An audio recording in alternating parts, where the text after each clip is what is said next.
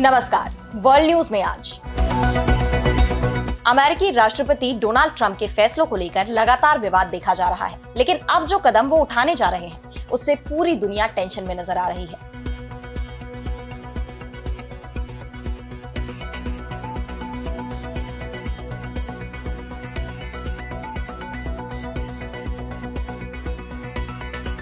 पहले ट्रंप ने उनकी मांग न मानने पर हार्वर्ड यूनिवर्सिटी को मिलने वाले फंड पर रोक लगा दी और अब अपनी पकड़ मजबूत रखने के लिए वो पूरे अमेरिका में सेना की तैनाती करने की तैयारी में है। तो अमेरिका में मार्शल लॉ लगाएंगे ट्रंप, इस पर हम करेंगे विस्तार से चर्चा, लेकिन आइए जरा उन खबरों को भी देख लें जिन पर आगे होगी बात। टैरिफ वॉर के बीच अब चीन ने अमेरिकी अधिकारियों पर लगाए वीजा प्रतिबंध, तिब्बत के मुद्दे पर दखल का आरोप, कहा चीन का आंतरिक मामला है तिब्बत। अमेरिका यूरोपियन यूनियन में बढ़ा तनाव, ईयू का अपने अफसरों को निर्देश, यूएस में कीपैड फोन का करे इस्तेमाल, जासूसी की जताई आशंका। म्यांमार के गृह युद्ध में बांग्लादेशी आर्मी की एंट्री, अमेरिका के साथ मिलकर विद्रोहियों की करेगी मदद, सैन्य बेस बनाने का काम शुरू। और चलते चलते में देखेंगे 55 साल बाद समुद्र से निकला कैमरा तो सामने आई चौंकाने वाली तस्वीरें, क्या पानी के नीचे रहते हैं राक्षस। इन सभी खबरों पर हम आगे विस्तार से करेंगे बात, लेकिन पहले एक नजर हेडलाइंस पर। परमाणु बम पर हमें टालने की कोशिश ना करे ईरान, 19 अप्रैल को होने वाली वार्ता से पहले अमेरिकी राष्ट्रपति ट्रंप की तेहरान पर हमले की खुली धमकी। हिंदुस्तान और रूस की राजनयिक दोस्ती के 78 साल पूरे, रूस ने हिंदुस्तान के लिए संयुक्त राष्ट्र सुरक्षा परिषद की स्थायी सदस्यता की उठाई मांग, रिश्ते मजबूत करने पर दिया जोर। अल्जीरिया ने फ्रांस के 12 अधिकारियों को 48 घंटे में देश छोड़ने का दिया आदेश, फ्रांस में एक अल्जीरियाई काउंसलर की गिरफ्तारी के बाद फैसला। बांग्लादेश में मंगल शोभा यात्रा का नाम बदलने पर भड़की शेख हसीना, कहा यह बांग्लादेश की संस्कृति पर हमला, पूर्व पीएम ने लोगों से यूनूस सरकार को बाहर निकालने की अपील। तो अमेरिका में मार्शल लॉ लागू होने वाला है। 100 घंटे के अंदर अमेरिका के राष्ट्रपति डोनाल्ड ट्रंप की तरफ से मार्शल लॉ लागू किए जाने के आदेश जारी किए जा सकते हैं। अमेरिका में इस वक्त सभी लोग 20 अप्रैल की तारीख का इंतजार कर रहे हैं, क्योंकि मीडिया में चर्चा हो रही है कि इसी दिन ट्रंप मार्शल लॉ का ऐलान कर सकते हैं। वैसे ट्रंप का यह मार्शल लॉ पूरी तरह से सैन्य शासन भी नहीं होगा, बल्कि ट्रंप 1807 के विद्रोह अधिनियम का इस्तेमाल कर सकते हैं।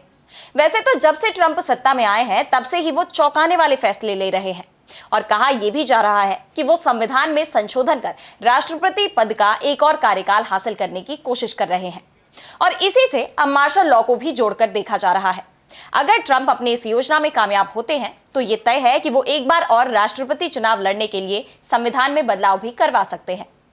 दरअसल जब डोनाल्ड ट्रंप ने 20 जनवरी को सत्ता संभाली थी तो उन्होंने सबसे पहले आदेश में देश की दक्षिणी सीमा पर राष्ट्रीय आपातकाल लागू करने का आदेश जारी किया था। इस आदेश के 90 दिन बाद ट्रंप विद्रोह अधिनियम का इस्तेमाल कर सेना की तैनाती कर सकते हैं। अब हम आपको बताते हैं कि आखिर 1807 का ये विद्रोह अधिनियम है क्या, जिसकी इस वक्त सबसे ज्यादा चर्चा हो रही है। तो 1807 का विद्रोह अधिनियम एक ऐसा कानून है जो अमेरिका के राष्ट्रपति को खास हालात में सेना और नेशनल गार्ड की तैनाती की इजाजत देता है। अगर देश में कोई बगावत, हिंसा या कानून का उल्लंघन हो रहा है तो इस कानून के जरिए राष्ट्रपति सेना भेज सकते हैं, जिससे स्थिति को काबू में लाया जा सके। इसमें आम नागरिकों का विरोध भी शामिल है। इस कानून के लागू होने से अमेरिकी संविधान में शामिल पॉस कॉमिटेटस एक्ट निष्प्रभावी हो जाएगा। पॉस कॉमिटेटस एक्ट एक ऐसा कानून है जो आमतौर पर अमेरिकी सेना को देश के अंदर कानून व्यवस्था बनाए रखने के काम में दखल देने से रोकता है। इसका मतलब है कि सेना आम नागरिक के मामलों में हस्तक्षेप नहीं कर सकती। लेकिन 1807 का विद्रोह अधिनियम इस कानून से ऊपर है। अगर राष्ट्रपति चाहे तो वो इस एक्ट का इस्तेमाल करके सेना को देश के अंदर तैनात कर सकते हैं। राष्ट्रपति, जो सेना के कमांडर इन चीफ होते हैं, वो ये तय कर सकते हैं कि सेना को कब, कहां और कैसे इस्तेमाल किया जाए। वैसे विद्रोह अधिनियम मार्शल लॉ की तरह जरूर है, लेकिन ये मार्शल लॉ से थोड़ा अलग है। मार्शल लॉ में पूरे राज्य या इलाके का कंट्रोल सेना के एक जनरल को दे दिया जाता है, यानी सत्ता सेना के हाथ में आ जाती है, वो ही सभी फैसले लेती है। सेना सिर्फ राष्ट्रपति की सलाह पर काम करती है, जबकि विद्रोह अधिनियम में सेना सरकार की मदद करती है, उसकी जगह नहीं लेती। इस बीच ट्रंप का एक और आदेश सवालों में है। ट्रंप ने हार्वर्ड यूनिवर्सिटी की 2.2 अरब डॉलर यानी करीब 18,000 करोड़ रुपए की फंडिंग को रोक दिया है। ट्रंप प्रशासन ने 3 अप्रैल को यूनिवर्सिटी के सामने मांग रखी थी कि यूनिवर्सिटी के गवर्नेंस, एडमिशन और हायरिंग प्रोसेस पर सरकार को नियंत्रण दिया जाए और इनमें बड़ा बदलाव किया जाए। इसके अलावा डाइवर्सिटी ऑफिस बंद करने और अंतरराष्ट्रीय छात्रों की जांच में इमिग्रेशन अफसरों की मदद करने की भी मांग रखी गई थी। हालांकि हार्वर्ड ने इन मांगों को गैर कानूनी और असंवैधानिक बताते हुए खारिज कर दिया था। हार्वर्ड प्रेसिडेंट एलन गार्बर ने कहा कि यूनिवर्सिटी सरकार के आगे नहीं झुकेगी और अपनी स्वतंत्रता और संवैधानिक अधिकारों को लेकर कोई भी समझौता नहीं करेगी। कोई भी सरकार या सत्ता में बैठी कोई भी पार्टी हो, वो ये तय नहीं कर सकती कि प्राइवेट यूनिवर्सिटी क्या पढ़ा सकती है, किसे दाखिला या नौकरी दे सकती है और कौन से सब्जेक्ट्स पर पढ़ाई या रिसर्च कर सकते हैं। साफ है, ट्रंप शिक्षा से लेकर नागरिक अधिकारों सभी पर सख्त नियंत्रण की तैयारी कर रहे हैं। और अब अगली खबर में बात करेंगे अमेरिका और चीन में बढ़ते तनाव की। तो अमेरिका और चीन के बीच तनातनी थमने के बजाय बढ़ती ही जा रही है। दोनों एक दूसरे के आमने सामने आ गए हैं। अमेरिका के खिलाफ जवाबी कार्रवाई करते हुए चीन ने अब एक और कड़ा कदम उठाया है। दरअसल चीन ने अमेरिका के कुछ अधिकारियों के खिलाफ कड़े वीजा प्रतिबंध लगा दिए हैं। ये प्रतिबंध उन कर्मचारियों और अधिकारियों के लिए होंगे जो तिब्बत से जुड़े मुद्दों पर कड़ी कार्रवाई में शामिल रहे हैं। मामले में जानकारी देते हुए चीनी विदेश मंत्रालय के प्रवक्ता लिन जियान ने मीडिया ब्रीफिंग में कहा कि तिब्बत का मामला पूरी तरह से चीन का आंतरिक मामला है। चीन के विदेशी प्रतिबंध विरोधी कानून के मुताबिक चीन ने उन अमेरिकी कर्मियों पर वीजा प्रतिबंध लगाने का फैसला किया है जिन्होंने शिजांग यानी तिब्बत से संबंधित मुद्दों पर गंभीर रूप से काम किया है। आपको बता दें कि चीन में तिब्बत की पहचान शिजांग के नाम से है। बता दें कि वॉशिंगटन ने चीनी अधिकारियों पर इसी तरह का प्रतिबंध लगाया था, जिसके जवाब में अब चीन ने यह कदम उठाया है। 31 मार्च को इसे लेकर जानकारी देते हुए अमेरिका की तरफ से कहा गया था कि वो ऐसे चीनी अधिकारियों पर वीजा प्रतिबंध लगाएगा जो तिब्बती इलाकों में विदेशी पत्रकारों, टूरिस्ट और ऑब्जर्वर्स की एंट्री रोकने में शामिल रहे हैं। ये कदम 2018 के एक्सेस टू तिब्बत एक्ट के मुताबिक है। वहीं अमेरिकी बयान पर प्रतिक्रिया देते हुए चीनी विदेश मंत्रालय के प्रवक्ता लिन ने कहा कि हम किसी भी देश या व्यक्ति की ओर से मानवाधिकार, धर्म और संस्कृति का झूठे बहाने के रूप में इस्तेमाल कर शिजांग मामले में दखल देने का विरोध करते हैं। इससे पहले चीन ने कीमती मेटल्स की सप्लाई पर भी रोक लगा दी थी। यानी चीन और अमेरिका के बीच छिड़ी लड़ाई अब थमने का नाम नहीं ले रही है। और अब बढ़ते हैं अगली खबर की तरफ, जहां हम बात करेंगे यूरोपियन यूनियन की। तो अमेरिकी राष्ट्रपति डोनाल्ड ट्रंप के तमाम फैसलों को लेकर दुनिया भर के कई देशों में पहले से ही तनाव देखा जा रहा है। यूरोपियन यूनियन और अमेरिका तो आमने सामने तक आ गए हैं। यूरोपियन यूनियन रूस यूक्रेन युद्ध को लेकर अमेरिका के रुख से काफी नाराज दिखाई दे रहा है। यूरोपियन यूनियन यूक्रेन के साथ खड़ा है, जबकि अमेरिका के तेवर यूक्रेन को लेकर काफी तीखे नजर आ रहे हैं। अब इस बीच यूरोपियन कमीशन को डर सता रहा है कि अमेरिका उसके कर्मचारियों की जासूसी कर सकता है। इसलिए कमीशन ने अमेरिका जाने वाले अपने कर्मचारियों को कीपैड वाले साधारण फोन और बेसिक लैपटॉप जारी किए हैं। ब्रिटिश न्यूज़पेपर फाइनेंशियल टाइम्स की एक रिपोर्ट में इस बारे में बताया गया है। रिपोर्ट में यूरोपियन कमीशन के अधिकारियों के हवाले से कहा गया कि अमेरिका जाने वाले कर्मचारियों को ब्रिटेन की सीमा से बाहर जाते ही अपने स्मार्टफोन बंद कर देने चाहिए और उन्हें विशेष कवर में रखना चाहिए ताकि सर्विलांस से बचा जा सके।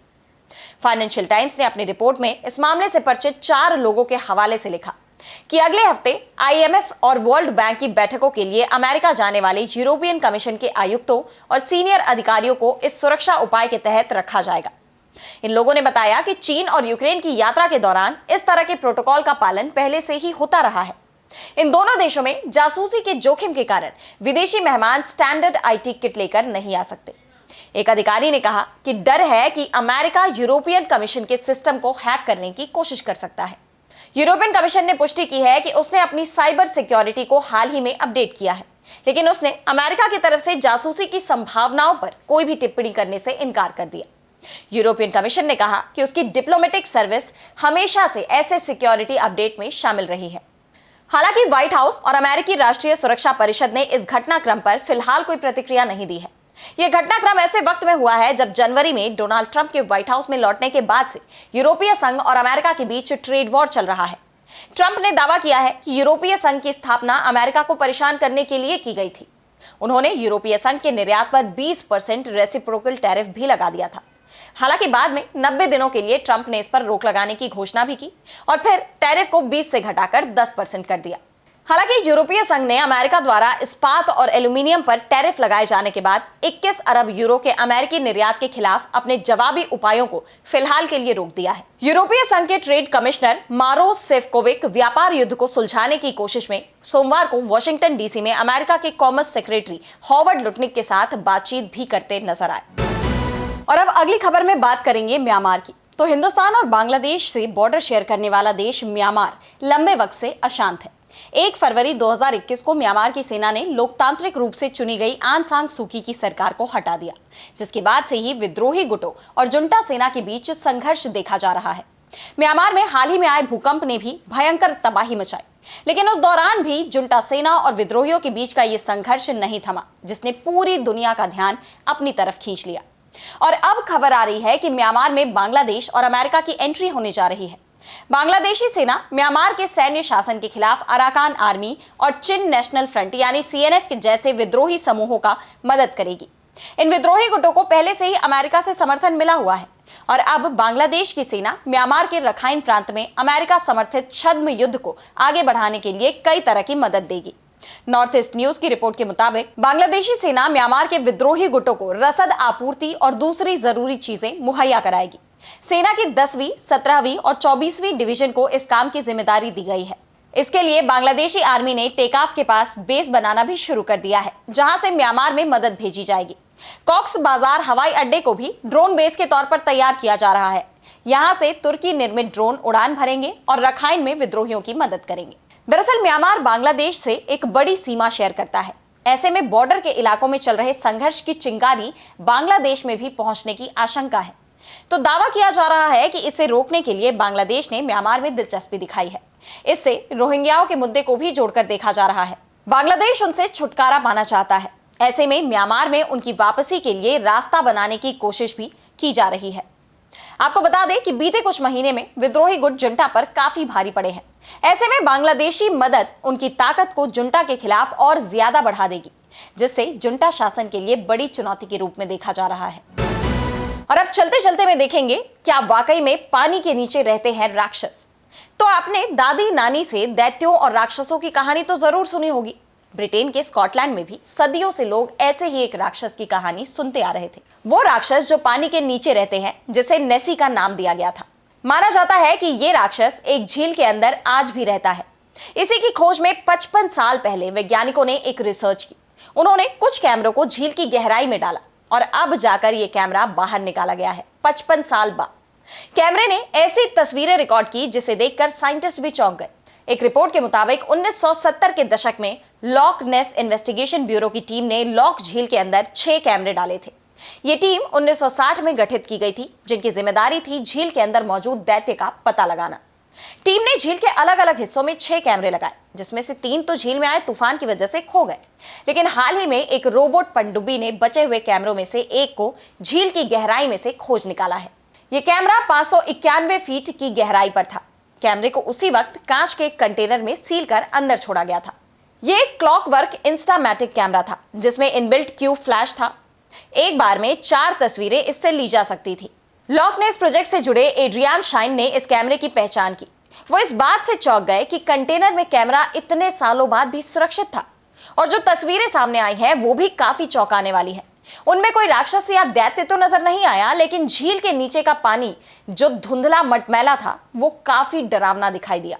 ब्रिटेन के national oceanography centre Matt Kingsland का कहना है कि यह झील रोबोट पनडुब्बियों के टेस्टिंग के लिए सबसे अच्छी लोकेशन मानी जाती है, लेकिन उन्हें नहीं लगा था कि ऐसा कुछ भी उन्हें देखने को मिलेगा।